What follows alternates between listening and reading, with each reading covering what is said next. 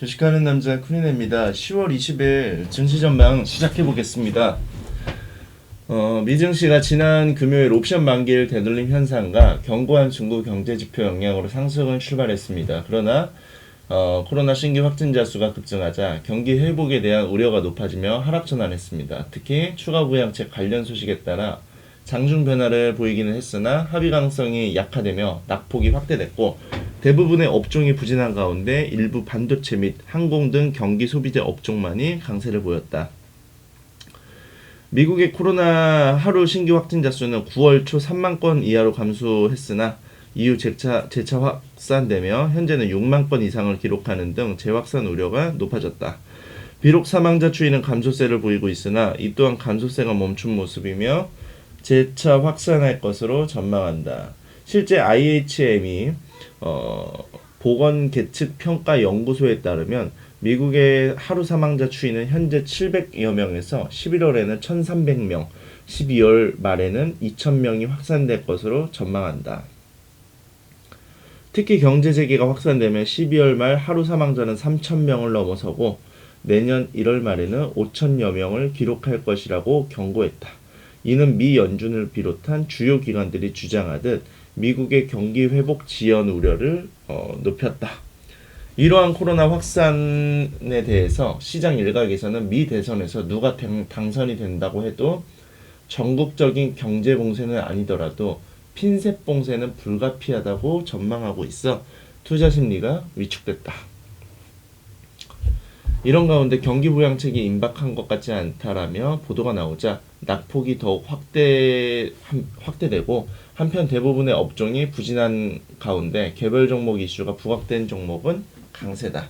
그래서 낸드 산업에서 철수를 고민하고 있던 인텔이 장중에 SK 하이닉스에 100억 달러에 매각할 것이라는 소식이 전해졌다. 그동안 여타 반도체 관련주의 급등에도 인텔은 부진한 모습을 보여왔었고, 이를 타개하기 위해 매각을 추진할 것으로 알려졌다. 이 영향으로 마이크론과 경쟁사인 웨스턴 디젤 등이 급등을 했다. 더불어 교통안전국 공항 이용객 수가 3월 이후 처음으로 100만 명을 넘어섰다고 발표하자 항공업종은 물론 일부 경기 소비재 업종이 강세를 보였다. 그러나 코로나 사태 및 부양책 불안으로 대형 기술주 등 대부분의 종목군이 부진한 모습을 보이며 지수는 낙폭이 확대됐다. 자, 지금 미국 시장이 굉장히 좀 안 좋은 모습을 보였습니다. 국내 증시 전망을 보면은 미증시가 코로나 재확산과 추가 부양책 불확실성 여파로 매물이 출회되며 하락했습니다. 그래서 이를 빌미로 언택트 관련 종목군의 차익 욕구가 높아지며 낙폭이 더 컸던 점이 특징이다. 더불어 시장 일각에서는 대선 이후 코로나 신규 확진자 수는 더 확산될 것으로 전망하며 핀셋 봉쇄 가능성이 제기된 점도 위험자산 선호 심리를 악화시켰다. 결국 대규모 유동성 공급을 비롯해 적극적인 정책에도 불구하고 코로나 재확산 여파로 경기 회복이 지연되거나 둔화로 바뀔 수 있다는 점이 투자 심리 위축 요인으로 작용했다고 볼 수 있다. 이는 외국인의 수급에 부정적인 영향을 줄 수 있어 한국 증시의 부담이다. 이런 가운데 인텔이 SK 하이닉스의 낸드 부문을 매각할 것이라는 보도가 나온 점을 감안 국내 반도체 관련주의 변화도 주목할 필요가 있다. 여기에 일부 호재성 재료가 유입된 종목군의 경우 미증시 낙폭 확대에도 불구하고 강세를 보였다. 오타가 났네. 이를 감안 한국 증시는 글로벌 각국의 변화처럼 그동안 상승폭이 컸던 종목군 위주로 조정이 불가피하지만 호재성 재료가 유입된 개별 종목들의 변화도 있을 것으로 예상한다. 오늘 시장은 이게 아마 이렇게 흘러가지 않을까 생각을 하고 있습니다. 하락장은 당연히 불가피하고요. 시장이 정말 어렵습니다. 10월 지금 거의 일주일 넘게 축축 빠지는데 저도 한숨이 납니다. 감사 시한은 8개월여 넘긴 감사원의 월성 1호기 조기 폐쇄 결정 타당성 감사 결론이 오늘 공개됩니다.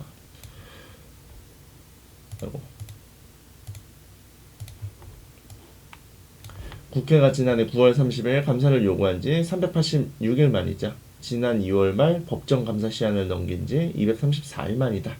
어느 쪽으로 결론이 나더라도 정치적 후폭풍은 불가피해 보인다. 또 오타가 났네요.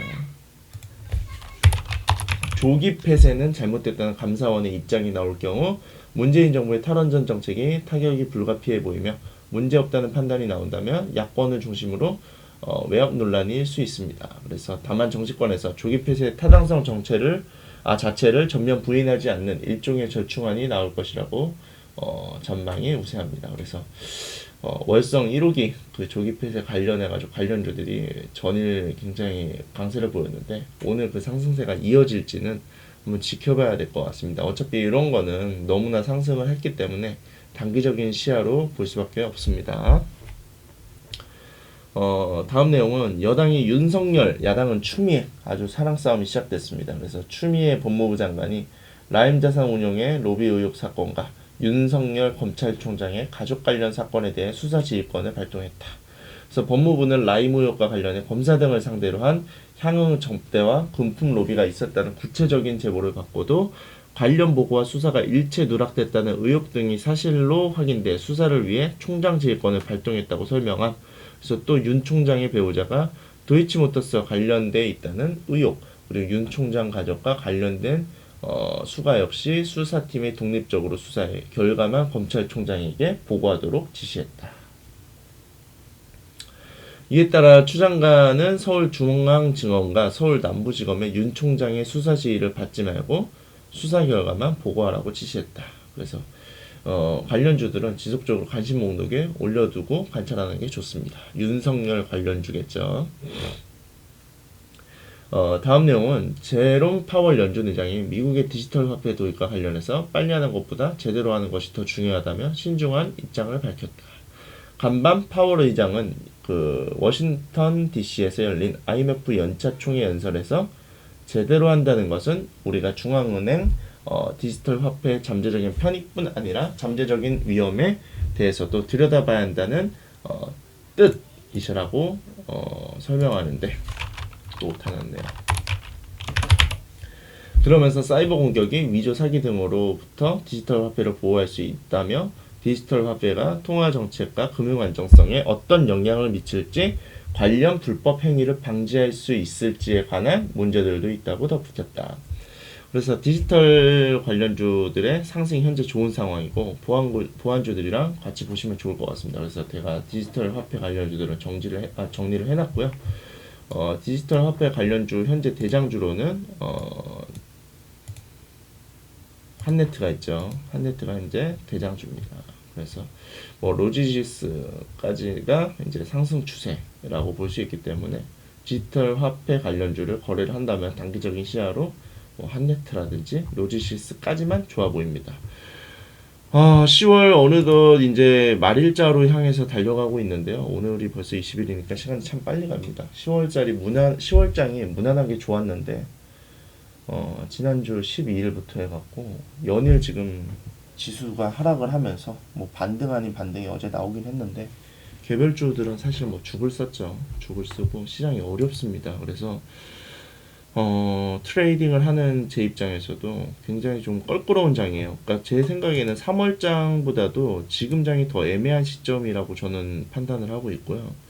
그리고 아무래도 그 대주주 양도세 그 문제도 지금 남아있는 상황이라서 연말 때 시장이 어떻게 지금 흘러갈지는 예상이 안 됩니다. 그래서 거래소 지수 21선 그 상향 추세도 지금 일단은 꺾였다고 판단을 하고 있고 이번 주에 시장에서 반등이 나오는 게 저는 굉장히 중요하다고 생각을 해요. 반등이 나오지 않으면은 시장 상황이 더 어려워질 것이라고 생각을 하고 있습니다. 그래서 최대한 저의 포지션 같은 경우에도 계좌 수익을 낸다기보다는 계좌 지금 방어를 하는 게 일단은 최우선이라고 생각을 하고 있기 때문에 일단 계좌 방어주 위주로 나가고 있습니다. 그래서 중장기도 고집 부리지 말고 쭉 들고 가기보다는 만약에 낙폭이 계속 확대되고 있다 그러면 비중을 조금씩 줄이시는 게 좋습니다. 저 역시도 그렇게 대응을 하고 있고요. 중장기는 물린 상태로 오래 들고 가는 게 아니에요. 어찌됐든 간에 이런 피치 못할 대형 이벤트로 인해 가지고 주가가 하락을 하게 된다면은 손절은 필수로 하면서 종목 관리를 해 나가셔야 됩니다. 그래서 저도 이게 손절하는데 사실 아무리 오래되고 뭐도 다 상관없이 다 힘들어요. 손절하는 거는. 그래서 손절을 조금 마음이 아프시더라도 손절을 하시면서 비중을 내가 심리적으로 말리지 않을 정도로 관리하시는 게 굉장히 중요해 보입니다. 그래서 10월 어려운 장 지금 또 이제 헤쳐나가기 때문에 아직 그래도 10월이 2주가 남았어요. 2주 동안 무슨 일이 벌어질지 모르기 때문에 계좌를 최우선적으로 방어하는 게 시장에서 살아남을 수 있는 방법이라고 생각합니다. 그래서 어려운 장 오늘도 화이팅 하시고 내일 증시 전망에서 또 뵙겠습니다. 감사합니다.